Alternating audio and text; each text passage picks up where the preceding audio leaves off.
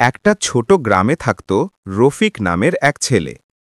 ছোটবেলা থেকেই ওর স্বপ্ন ছিল একজন বড় ব্যবসায়ী হবে। কিন্তু পরিবারের অবস্থা খারাপ, বাবা দিনমজুর, মা গৃহিণী। তবুও রফিকের চোখে ছিল স্বপ্নের আলো। একদিন সে বাজারে গিয়ে দেখল গ্রামের পাশের লোকজন সবাই শহরে গিয়ে দোকান দিয়েছে, অনেকে ভালো করছে। রফিকও ভাবল, আমি পারব না কেন? ৩০০ টাকা জমিয়ে সে ছোট্ট একটা দোকান দিল, কিন্তু প্রথম মাসেই লোকসান। বন্ধুরা হাসাহাসি করল, অনেকে বলল, তুই পারবি না।